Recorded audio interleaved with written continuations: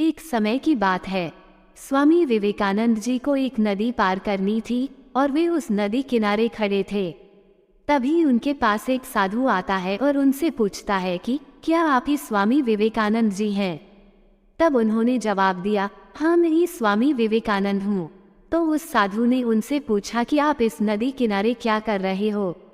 तो स्वामी विवेकानंद जी ने जवाब दिया, मुझे इस नदी को पार करना है और मैं एक नाव का इंतजार कर रहा हूँ।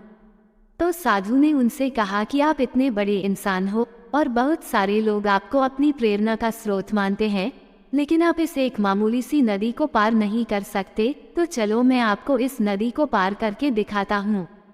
साधु ने उस नदी के पानी के ऊपर चलकर नदी को पार किया और फिर से वापस चलकर वह साधु स्वामी विवेकानंद जी के पास आया और बोला, देखो मेरे पास इतनी शक्ति है, इतनी ज्यादा पावर है, उसके बाद भी मुझे कोई भी नहीं जानता, लेकिन तुम्हारे पास ऐसी कोई शक्ति नहीं है, तब भी तुम्हें पूरी दुनिया जानती है।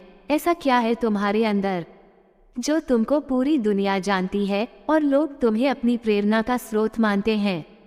तो स्वामी विवेकानंद जी ने उस साधु से मुस्कुराते हुए पूछा कि तुम्हें इस विद्या को सीखने में कितना समय लगा? तो साधु ने जवाब दिया, 15 साल।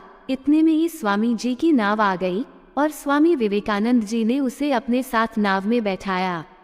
फिर नदी पार करने के बाद स्वामी जी ने अपने जेब से 1 रुपया निकाला और नाव वाले को दे दिया, यानी कि दोनों के 50-50 पैसे हुए थे।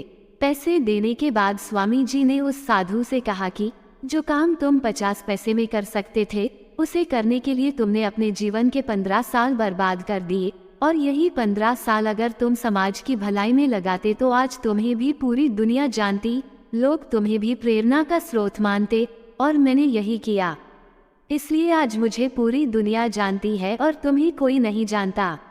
आगे विवेकानंद जी ने उस साधु से कहा कि तुम्हारे जैसे कई सारे लोग ऐसी चीजों में अपने कई दिन, कई साल बर्बाद कर देते हैं जिनका उनके जिंदगी में कोई मतलब नहीं होता। इस कहानी से हमें ये सीख मिलती है कि हमें अपने कीमती समय को उस जगह लगाना चाहिए जहां पर उसका कोई मतलब निकले।